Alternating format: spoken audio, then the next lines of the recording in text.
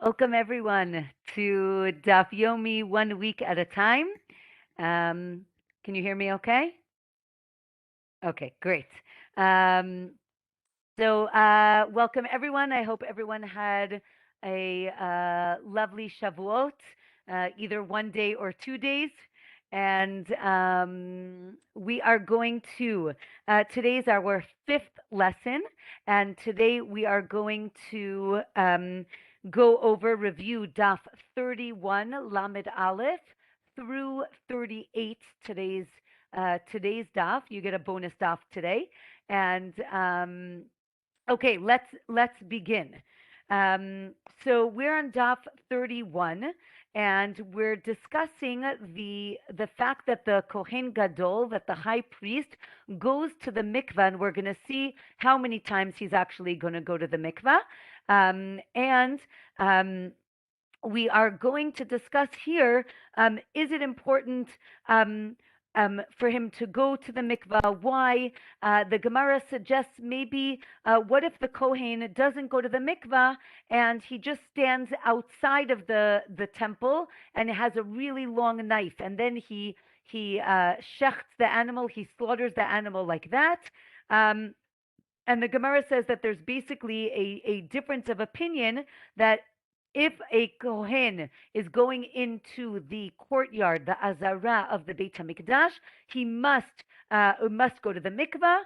The Chachamim say not necessarily, and that ends in teku. In we're not sure the answer. We're going to wait for Eliyahu Hanavi. And here the Gemara on 31 gives us a summary that our Kohen Gadol on Yom Kippur is going to go to the mikvah 5 times in 1 day, and he's going to wash his hands and feet 10 times. And we're going to go through the order in a minute. I'm going to share some pictures with you. This is from a book that was, let's see, I just want to make sure. Can everybody see the pictures? Yes, excellent. Wait, I'm going to open up my chat box. If somebody wants to talk to me, you can talk to me also. This is called Hamaor Hamevuar, and it is a visual representation of the daf. And I thought the pictures were really nice, and we have a lot of the Kohen is going to move around a lot in this week's daf. So we're going to see all the different areas the Kohen is going to be.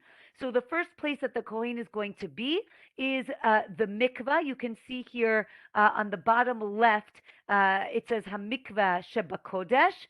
And we're going to see a few different places that the Kohen is going to go. The first one is above this golden gate. It says here Sha'ar Hamayim, the gate of water, and above it is a mikvah that is considered outside of the mikdash.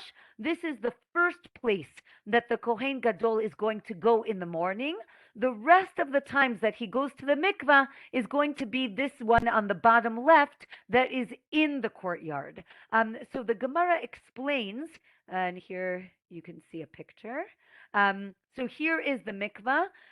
It's above this gateway, and the Gemara explains on 31 that the water that came to this mikvah is from Ein Etam, the spring of Etam, and it must be at least 23 amot taller than the floor. Again, as we know, water tends to travel down and not up, and therefore, as you can see here, this mikvah is quite tall, and therefore the source of the water must be very high. And I'd like to send you all, if you're interested, my friend Shuli Mishkin wrote a beautiful piece on Hadran about where this spring, this Ma'ayan, where does it exist? Where is it? And she suggests that it is to the south of Jerusalem, actually between Beit Lechem and Hebron. If any of you are familiar with Solomon's pools, that is around the area of Beit Lechem. So this spring is around that area, And Shuli mentioned that it is actually a higher elevation than Jerusalem, and that is how it was able to flow to this mikvah that was so high. And there was a series of aqueducts that brought the water from the south of Jerusalem, which is a higher elevation, to Yerushalayim, which is lower. So I thought that that was just very interesting to see where the spring was and where it needed to get to. The Gemara says that a sheet of linen was spread out, and and we'll see a picture of it in a minute, as the Kohen went down into the mikvah, and that was to give him privacy. We're now going to the next Mishnah. The next Mishnah is going to give us the exact a sequence of events that the Kohen Gadol had. So the Mishnah says that first the Kohen removed his clothing. You can see here a picture. This is the clothing of the Kohen Gadol that the Kohen Gadol wore during the year. We're going to call it the regular clothing of the Kohen Gadol. So first he removed his clothing. And washes his hands, goes to the mikvah. Then he puts on his regular clothing or his golden clothing. Then he washes his hands and his feet. That's pictured here with the kior. We're going to talk more about this in a little bit. And then he does the tamid, that is the shechting, the slaughtering. You can see here of the tamid, the daily sacrifice. The Mishnah says he just starts it off. We'll get to it in the Gemara, exactly what he does. Then he receives the blood in this. You can see he's holding like a little cup in his hand. He's going to receive the blood. Then he's going to put that blood onto the altar. Then he's going to go into the sanctuary, into the ulam, the heichal, and he's going to bring the ketoret, the incense of the morning that he does. You can see here he is putting the incense onto the coals that are on the golden altar that's inside in the Beit HaMikdash. Then he's going to, a lot of good pictures, then he's going to clean out and fill up the lamp. So he's going to clean out the menorah. Then he's going to bring the limbs onto the altar. One second. This is a bigger picture. 1 minute. Sorry, just blown up and sideways. 1 minute. Done. Okay, here we go. And then he's going to bring up the limbs of the korban, of the sacrifice, up to the top of the altar. We're going to talk a little bit more about what's on the top of the altar in a minute.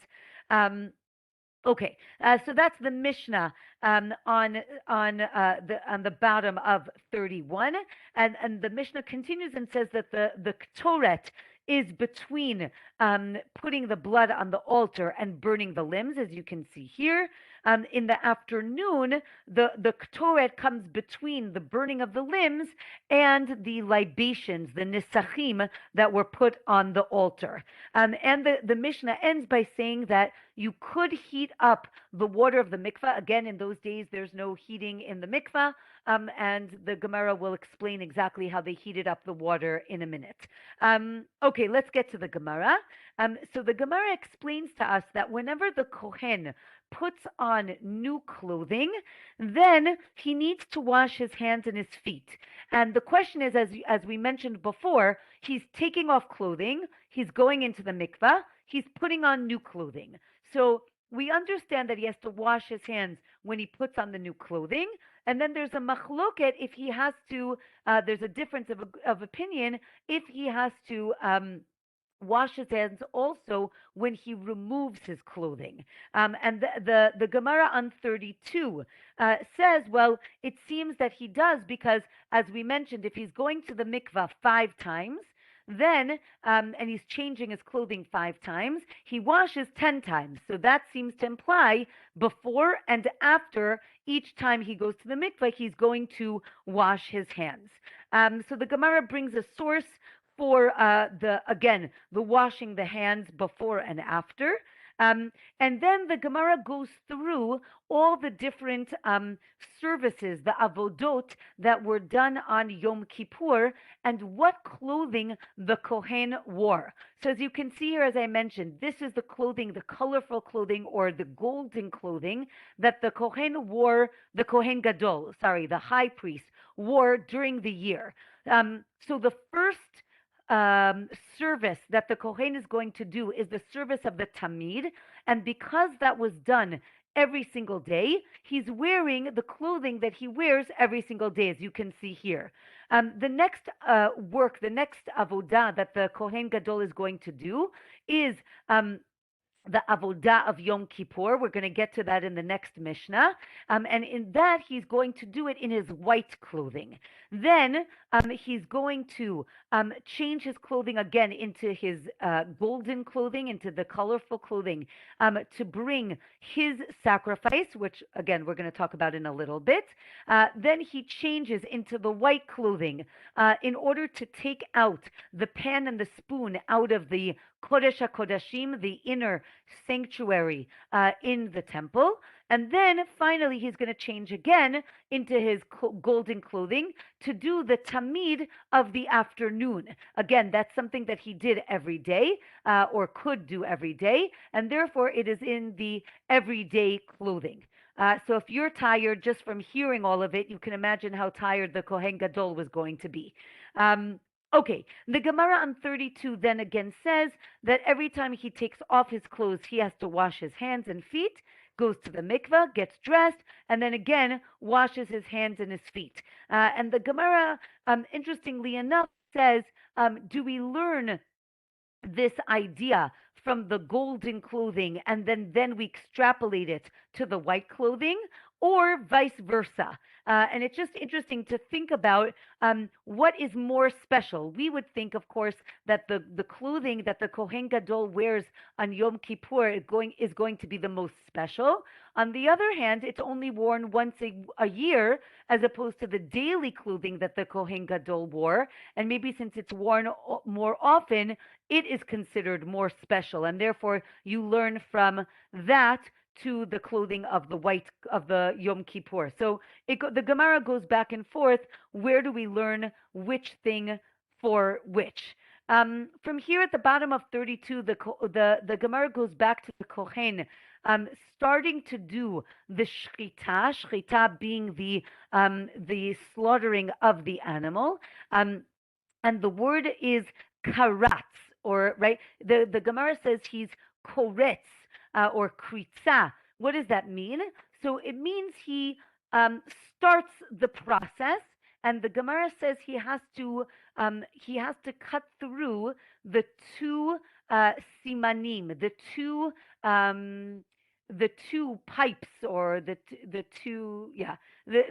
two signs that make it a kosher slaughtering, and that is the trachea, right, the windpipe, and the esophagus, and those need to be cut through, or a majority of them need to be cut through in order for it to be considered a proper ritual slaughtering. So that is what the Kohen Gadol has to do, and then he hands it off to the another priest who is there so that he can catch the blood. Again, don't forget, the Kohen Gadol is going to be doing all of the work. So we need to be very careful to not tire out the Kohen. So that's going to be the theme, definitely for the next few weeks when we're discussing. When we're discussing what the Kohen Gadol is going to do. Daf 33, we have a discussion about what it looked like at the top of the altar. So you can see here, there are different areas on the top of the altar. On the right, which is really the southeastern corner, that is the large fire. Here, they're not showing you the fire, but this is going to be the large fire. On the left of the picture, which is the southwest corner, is going to be the smaller fire. The one on the right is going to be where all the sacrifices go.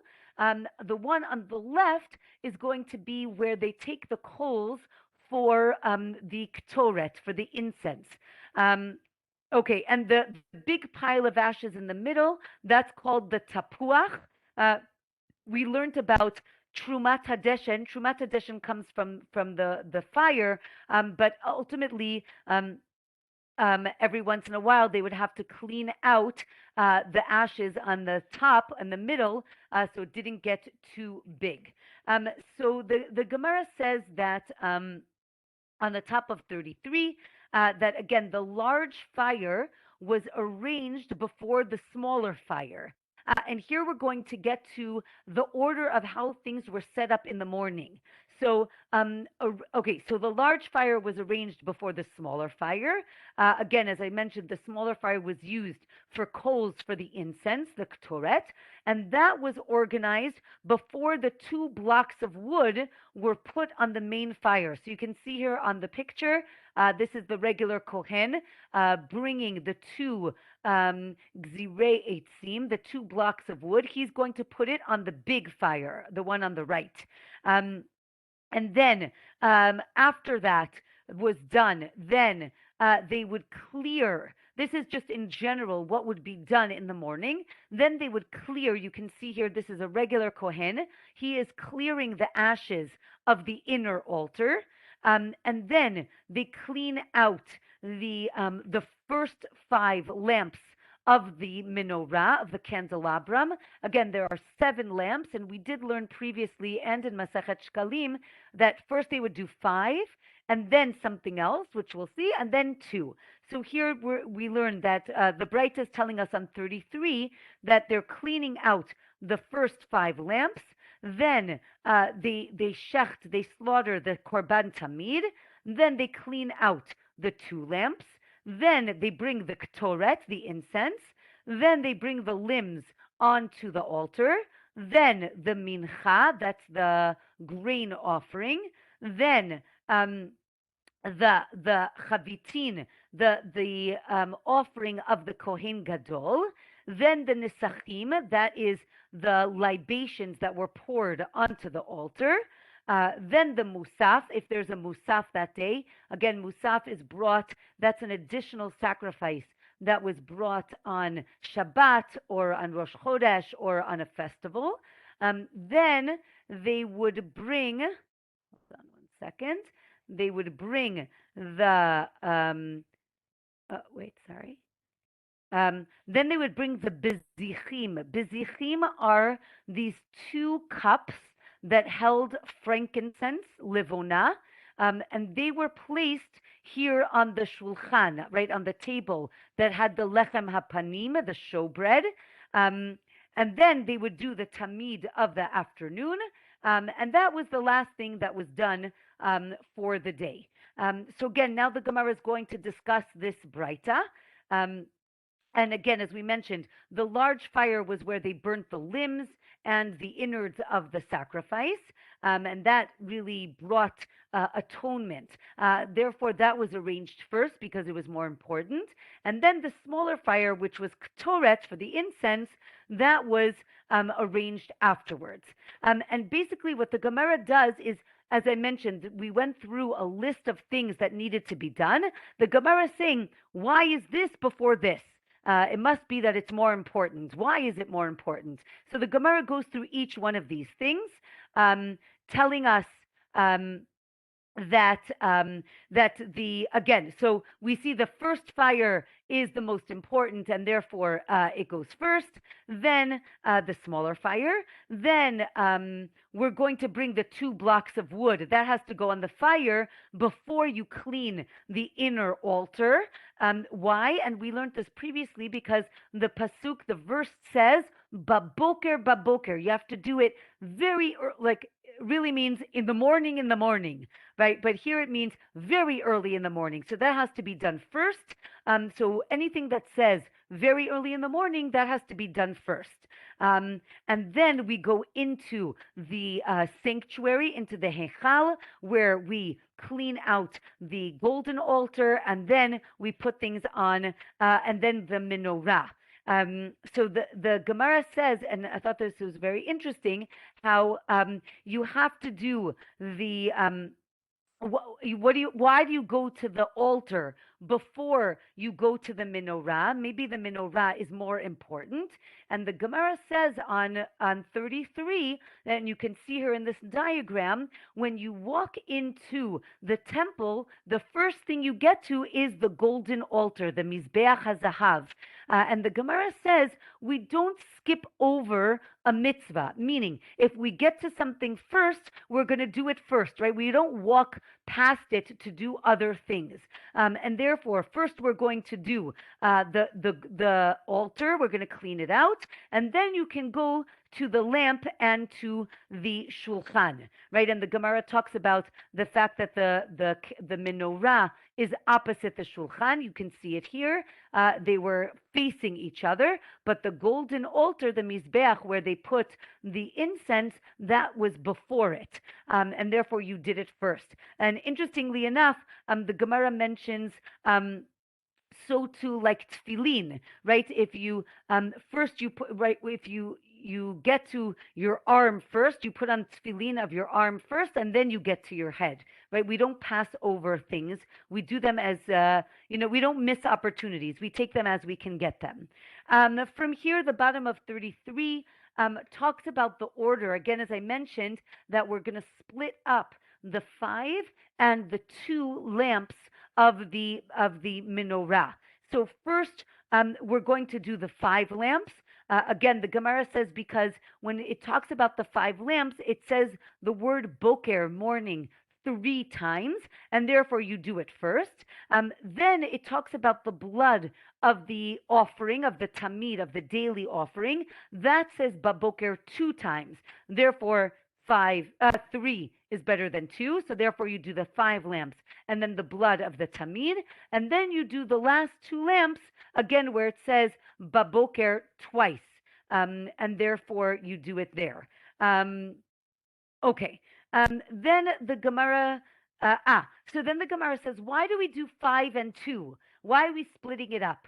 And the Gemara says at the bottom of 33 that we want to get everybody excited. Everybody's watching what the Kohen is doing, and therefore we want the Kohen to be going in and out. And therefore, we want him to go in and out, a few times.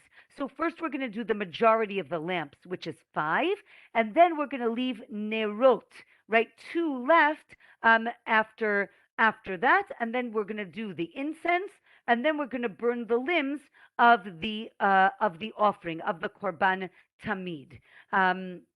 Okay, and then you finish that up. Again, the Gemara says on the top of 34, why is the Korban Tamid the first Korban?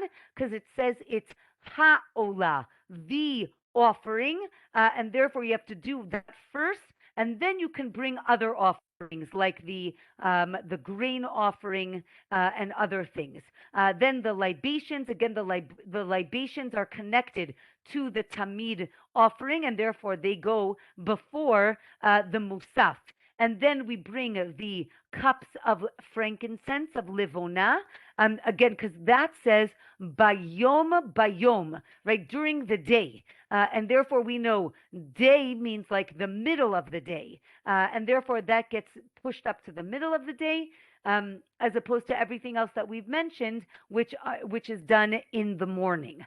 From here, the Gemara talks about the difference of the ktoret. As I mentioned, the ktoret, the incense in the morning, is done between the blood of the offering and the limbs, but in the afternoon it's different, right? It's in the afternoon it's the limbs and then the libations. So the Gemara says that it's like the morning, based on the nisachim, and therefore it has to be done before the libations. And then, of course, there's a question: do we learn the morning sacrifice from the afternoon, or the afternoon from the morning? Okay. Uh, from here, as I mentioned, the Gemara says that you can heat up the water for the Kohen. So how did they do that? So they used to heat up bars of iron and then put those hot bars of iron into the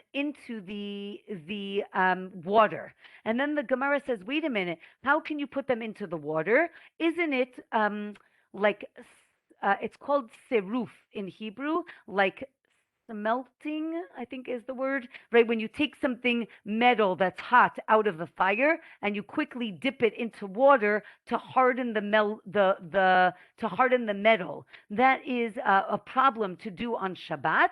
How is it possible that we're doing that on Yom Kippur? So one opinion is it wasn't that hot, so it's okay. Or they didn't intend it to heat up. They didn't intend to harden the metal. They were just doing it to heat up the water, and therefore it's okay. Okay. From here, we're going to go to the next Mishnah on 34. Hold on 1 minute. We'll get to the next picture. Okay. Here is, oh, wait. Okay, here we go. Here you can see now the Kohen is going to the mikva. This is a different mikva than the first one. This is the second one, and the rest of the time he's going to go to this mikva. This is in the Beta Parva. We're going to talk about its name in a minute. It was in the sanctuary, meaning it was in the Kodesh, in the courtyard of the temple. And as you can see here, the two people are holding up a linen sheet, again, for privacy. Again, don't think the mikvah is not like in a room or anything. Like it's right there on top of the where they're standing, and therefore they had to pick up this linen sheet. And again, as we mentioned, now we're up to the second immersion, right? You see he's going up the stairs. He's wearing his golden clothing or colorful clothing. Then he's going to wash his hands. He takes off his clothes. Then he goes to the mikvah. Then he gets dressed, and he puts on, you see here he's washing his hands. He's washing his hands and his feet. Then he's going to take off his clothes, go to the mikvah. Then he puts on his white clothing and he washes his hands and feet again. And here the Gemara talks about this clothing that he's wearing, that it was very expensive. And interestingly enough, the outfit that he wore in the morning was more expensive than the outfit that he wore in the afternoon. And the value was 30 maneh. Was the value of the clothing that he was wearing, and the money that was used to make this clothing was communal money. Actually, if you remember from Masechet Shkalim, this is actually from the Machatzit HaShekel, right? Again, we mentioned that the Kohen Gadol is a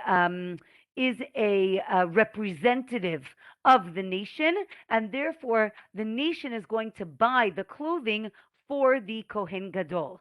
Daf 35 asks, why is this called the Beta Parva? Who is Parva? They said it's actually the name of a sorcerer who dug a tunnel under the Beit HaMikdash because he really wanted to see what the service of the Kohen Gadol was going to be like, and therefore they named this chamber after him, which I thought was very interesting. So again, Daf 35, we're discussing the clothing of the Kohen Gadol. Everybody agrees that there's a difference of opinion, the value of the clothing, but everybody agrees that collectively it equals 30 maneh, and that it was very expensive, and it was made from the finest linen. And the Gemara says that there are stories of if they wanted, the mothers of the Kohen Gadol, of the high priest, could make the clothing for their son, but that was only used later on in the day when he was doing what was called like avodah, like individual work or service, as opposed to communal service. And then there are these stories in the Gemara on 35 about mothers making very expensive clothing for their children. Once it was so expensive, it was actually transparent. It was so fine that it was see-through, and then they said that he couldn't wear it because it was so see-through. And from here, interestingly enough, we get into a discussion about people who are in the next, I guess, once they pass, are taken to the divine court, and they are asked, "Why didn't you learn enough?" And the Gemara says, "Don't think that you can give excuses because of the following three people." Right? So the Gemara says that right, if you're poor and you say, "Well, I couldn't learn because I was so poor," the Gemara says, "Well, you couldn't learn, you were so poor. Were you as poor as Hillel?" Right? Those of you who have been studying Daf Yomi from the beginning, we learned about Hillel in Masachet Brachot and in Masachet Shabbat. Hillel was very, very poor, but very committed to learning Torah. So much so, and here you have a very famous story that one day, it seems that in those days you needed to pay in order to get into the Beit Midrash, into the study hall, and he couldn't work the day before. Hillel didn't have any money, but he wanted to study Torah. So what did he do? He climbed onto the skylight of the Beit Midrash, onto the roof, but it was a freezing cold night, and it actually snowed, and he was buried under the snow. And the Gemara explains very dramatically that they looked up in the morning and they said, "I don't understand. There's supposed to be light. Why is there no light coming in?" And they looked up and they saw Hillel buried under all the snow, and they went out and they saved him. But here the Gemara says, if you think you're poor, you're not going to be as poor as Hillel. And even Hillel, went through great personal sacrifice in order to learn. The second person is a wealthy person, right? If you're going to say, "I'm too busy to learn because I have a business to run," the Gemara says, well, you're not going to be wealthier than Rabbi Eliezer. He was so wealthy, and he still had made time to learn Torah. Or if you are an evil person, if you say, "Well, I'm just too handsome or beautiful, I don't have time to learn, I'm very busy, I guess, looking at myself in the mirror or applying makeup or something like that," the Gemara says, "Well, you're not as beautiful or handsome as Yosef." And we know that Yosef was so handsome, and he was tempted every day by Eshet Potiphar, by the wife of Potiphar, and he was still committed to God. And you see that these three people were so committed to learning, you basically have nothing that you can really say. I just want to take a break for 1 minute and share something with you that has been going on in a WhatsApp group that I'm involved with. There's a WhatsApp group of women who teach Daf Yomi, and Michelle Farber brought up a beautiful idea. I mentioned it, I think, 2 weeks ago when we were talking about that interesting story about rabbis being married for a day. And she started then, and she mentioned this point here as well. The idea that in Masechet Yoma, there are the words either Yom Echad or Yom come up, right? Meaning one day or every day. And her idea was that maybe Masechet Yoma is trying to teach us that on one hand, we're learning about a very special day that happens once a year, where the nation and the high priest reach this very intense relationship with God. But maybe the lesson is that it shouldn't be just a once a year encounter with God, that maybe we need to strive to make it Yom Yom, right? Every day. And I added to this group as well. I don't know if you remember last week when we started the second, either last week or 2 weeks ago, when we started the second chapter, we were a little bit confused. Were we talking about, it was talking about what we do every day. And the question was, it wasn't clear if it was talking about Yom Kippur or every day. And I think that that's part of the same idea that Michelle mentioned, that it's kind of going back and forth or being a little bit ambiguous. Every day versus the special day. And I think that that line is on purpose being blurred to remind us that, yes, we're achieving a very high level on Yom Kippur, but it shouldn't be a once a year experience. It's not a Yom Echad experience like the wife, right? Like the rabbi marrying a woman for one day, and we were all like, how could that be? Right?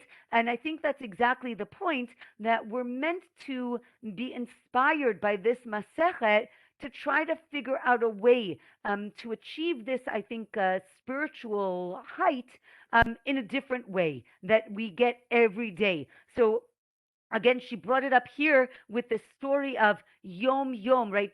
Eshet Potiphar was bothering Yosef Yom Yom every day. And that's something that we're supposed to, again, engage with God every day. And I think that that's, a challenge that we all have and something to think about. So I just wanted to share that with you. Okay. The next Mishnah on the bottom of 35. Wait, and we have another picture. Um, we're now getting, as we said, the Kohen Gadol just put on his white clothing. White clothing symbolizes for us, now we're going to get to the service that is specifically for Yom Kippur. So what is the Kohen going to do? He's going to take his bull, or ox, his, yeah, I don't know the difference. His par. He's going to take it to the. You can see it here. We're going to go through exactly where he stands to the north of the altar. And he's going to be between the altar and, if you look on the right side up the stairs, I'm like pointing, but up the stairs here, that is the entrance to the sanctuary. So we're actually, this view is we're standing in the north and we're looking south. So here the Kohen Gadol is standing, and he is facing the par is standing facing the south, but his head is to the west. We're going to discuss this in the Gemara in a minute. And then the Kohen Gadol is going to lean on it. That's called smicha. That is a way of kind of transferring your, I'll say, responsibility or your something. We're transferring something onto the animal. And then the Kohen is going to say vidui. Vidui is a confession. He's going to say, Ana Hashem, please God. And he's going to atone for himself and for the sins of his family. And when the whole nation hears these words, they're going to say, Baruch Shem Kavod Malchuto Le'olam Va'ed. And I'm just going to, again, as an aside, Be'ezrat Hashem, when we get to Yom Kippur, all of these things, I hope you're going to remember it, but all of these things are going to come up. And we are also, when we say Shem Hashem, we're going to say, Baruch Shem Kavod Malchuto Le'olam Va'ed, to get us involved. Okay, so now the Gemara on the top of 36, we have a difference of opinion, of course, because we're in the Gemara and there needs to be different opinions. Where is this area to the north? Where is it sanctified? One opinion, as you can see here, red is going to be the north. So is it just north of the altar, as you can see here, and just the area that's red becomes sanctified? The next opinion is this one, where it extends to the left, which is really to the west, or this opinion, wait, here, this opinion, it extends the entire north courtyard. So that is the difference of opinion. But either way, either way, the Kohen is going to stand to the north of the altar. And the Gemara says, as we said before, that the body of the par is going to face south, with his head facing west, because again, the animal needs to be in the north, because that is where the slaughtering is done. You can see here the rings, those like semicircles, those are the rings that helped with the slaughtering. But the body is going to be north-south, lest the animal defecate, and we don't want it towards the altar, towards the mizbeach, and therefore we put the animal facing north-south.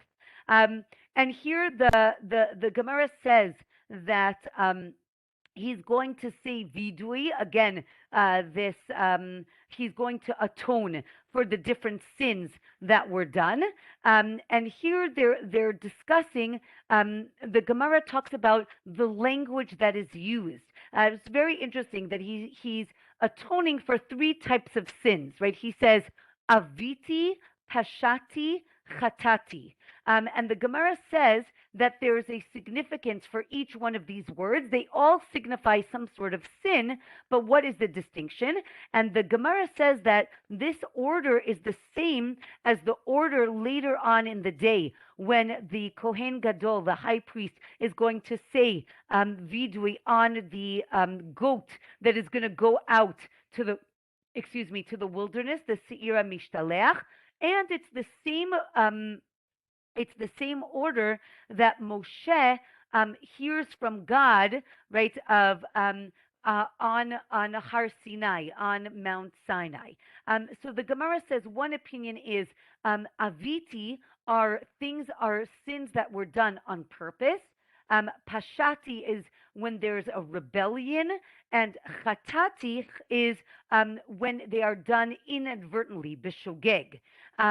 So the Gemara says, well, the sages ask, why are you putting the things that are done on purpose before the things that are done by accident? Really, it should be the other way around. And really, that is the halacha. The law is that first he's going to say chatati, that is the things that are done inadvertently, then aviti, and then pashati, meaning and then things that were done on purpose. Okay, then the Gemara says, well, are you sure that he's getting atonement just by his words? Maybe atonement is only when he puts the blood on the altar. And we say, no. Just like the goat that is going to be sent out soon, the Seir HaMishtaleach, there also we gain atonement from words, not from, right? There's no blood that's put onto the altar with the goat that is going to be sent out.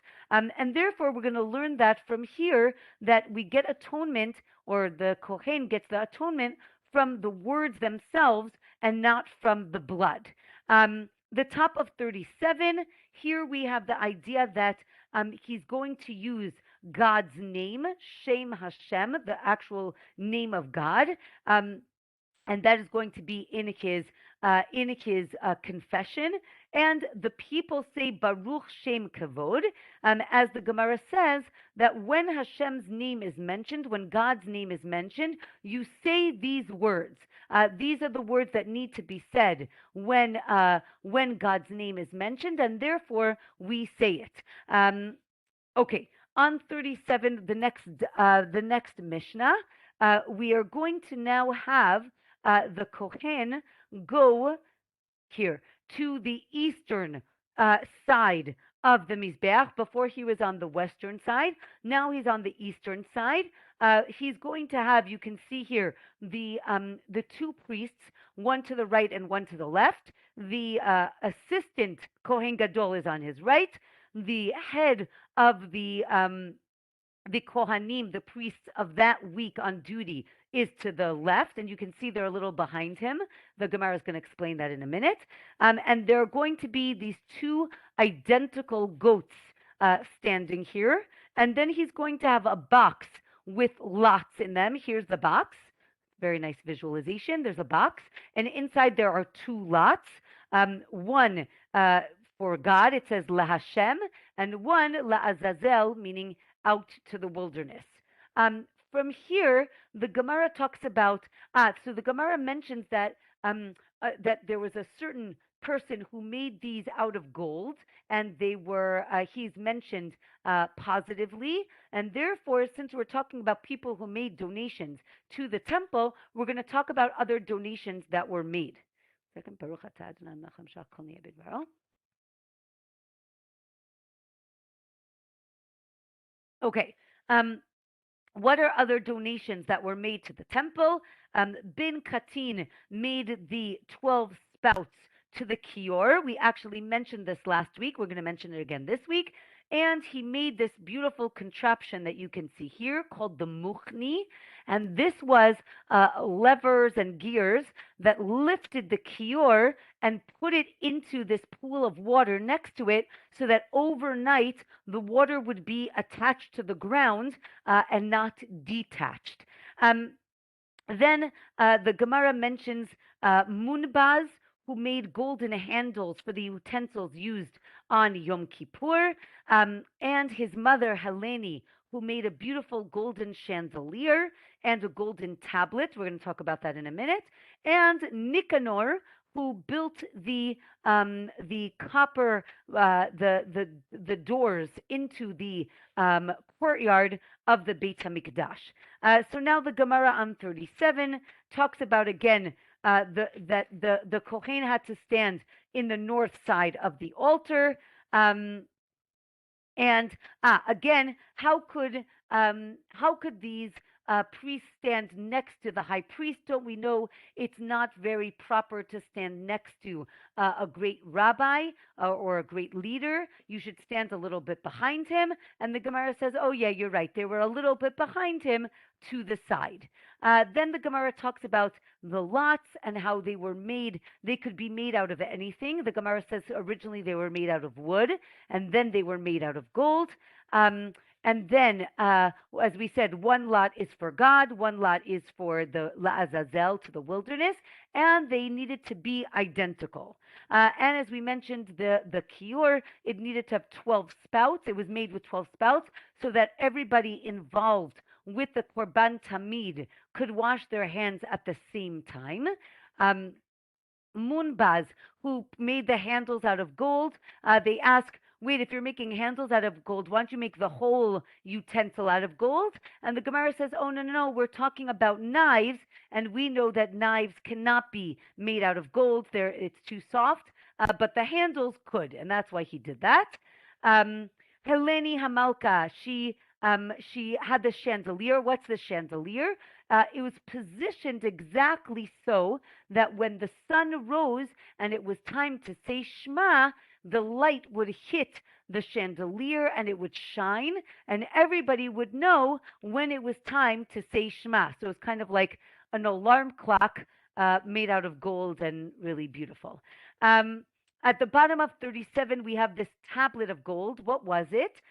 It was a tablet that was put on the wall of the Beit HaMikdash, of the temple, and it was written on it.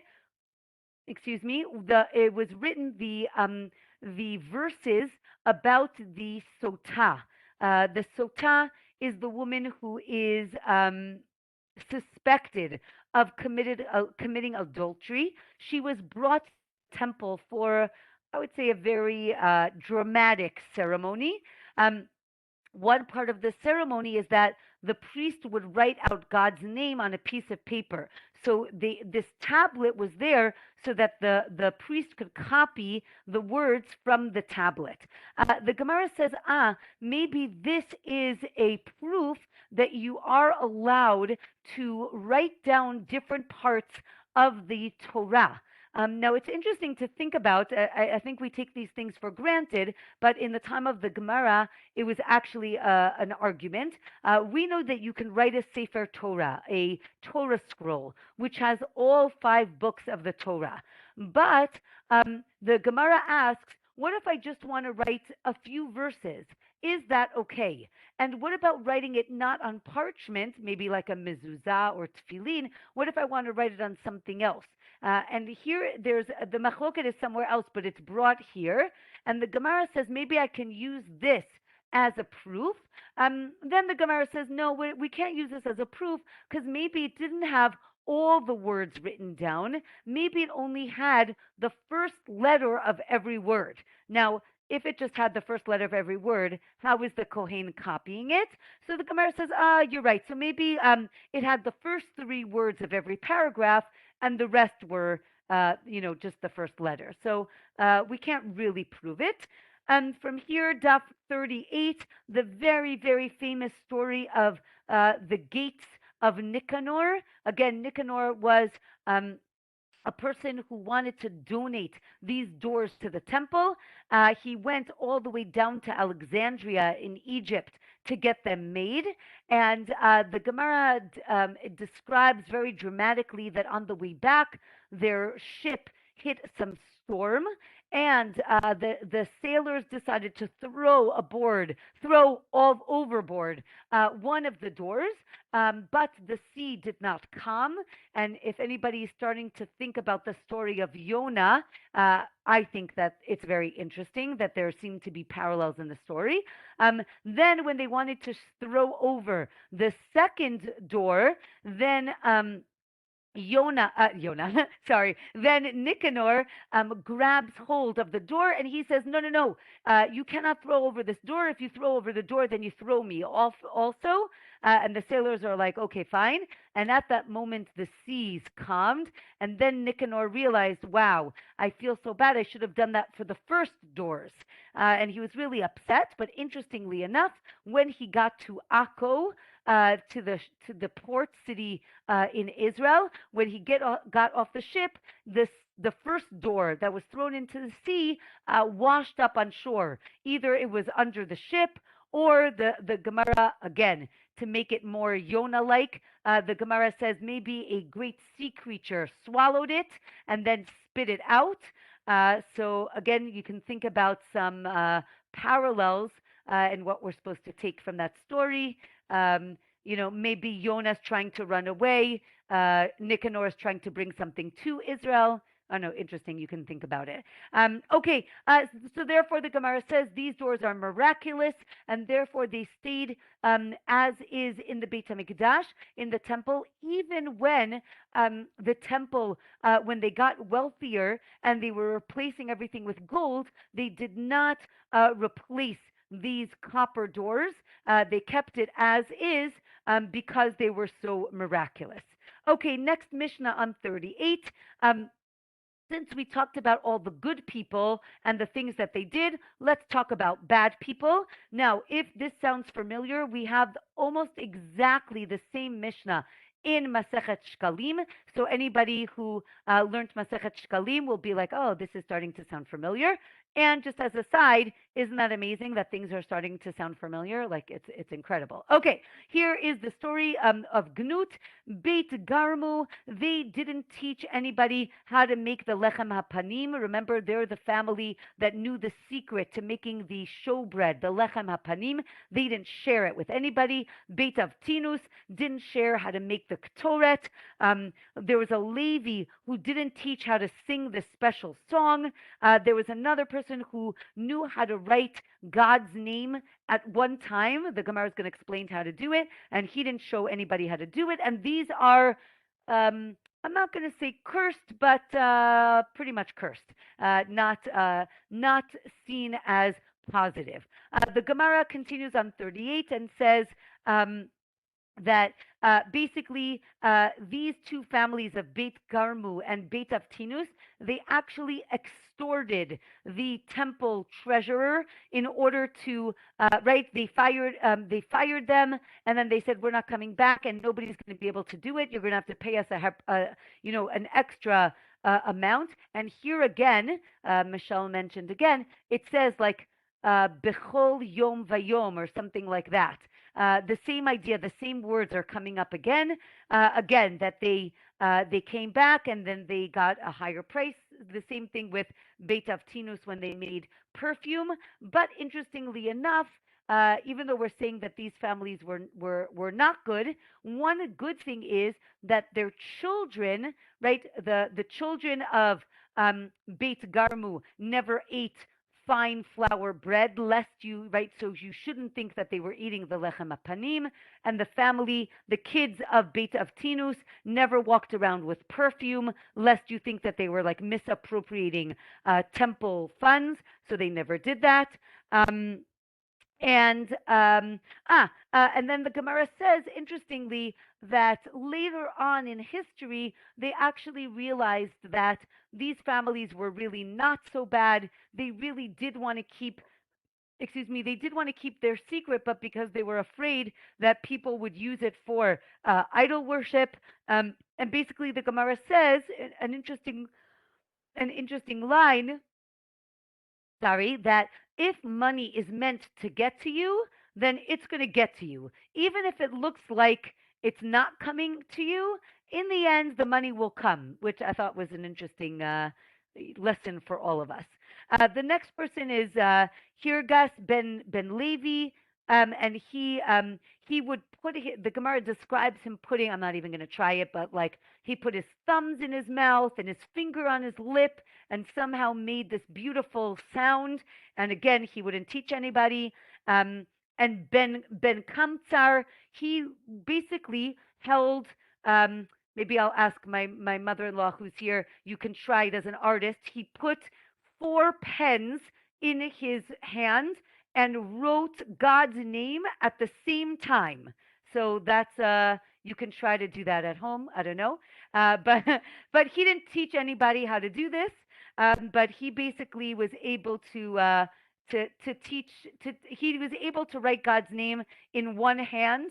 So I guess you can try that and let me know if it works. Um, Okay, and here the Gemara says that their names, right? Shem Rishaim Yerkav, the name of evil people should kind of decay or disintegrate. But Zecher Tzadik Livracha, right, which is something that we say, right? Zecher Tzadik Livracha. We when we mention a tzaddik, it brings about bracha when you say his name. And even one tzaddik, which was interesting. The Gemara again talks about even when we mention, right. Also in the Torah it says when God mentioned Abraham's name, he also got a bracha, right. So again, zecher tzaddik livracha, it gave him a blessing. The Gemara also very interesting on 38 was talking about if there's a tzaddik who a righteous person who lives among evil people and he won't learn from them, that's Ovadia. And then when an evil person lives with great righteous people, they also don't learn from them, right? Esav grew up in a righteous home and he didn't learn from them. And the Gemara continues a little bit more, Agadata, right? That the world could be created even for one tzaddik, right? Or is like a tzaddik, and the world would have been created just for one righteous person. The Gemara talked about that there always needs to be a righteous person living in the world. So if one righteous person dies, there will be a righteous person who is going to be born at the same time. And the Gemara talks about God planting tzaddikim, righteous people, in every generation because they are the pillars of the world. And I thought this was a beautiful idea, connecting to righteous people who live among us, recognizing that they are the pillars of the world. They're what is making the world run. And interesting, the end of 38, the Gemara was talking about that if you live a majority of your life without sin, then you're not going to sin anymore. Like you've kind of gotten over the hurdle for the majority of your life, then that's it. And how if you want to be pure, tahor, God is going to help you. And we'll just do a little bit on the top of 39 and just finish off chapter. The Gemara talks about sin, that it stops up your heart. And you should try to not contaminate yourself, kind of distance yourself from sin as much as possible. And that if you did this, that will save you. And the same thing with kedusha, with sanctity, that when you add sanctity to your life, that makes you better. And with that, we finish the 3rd chapter of Masechet Yoma. and looking forward to learning with you next week. So thank you, everybody. Thank you. I'm sorry about the change of day, but I'm happy that those outside of Israel can join us. And wishing everybody, I guess because it's Wednesday, I can say Shabbat Shalom. And have a good week, everyone. Bye.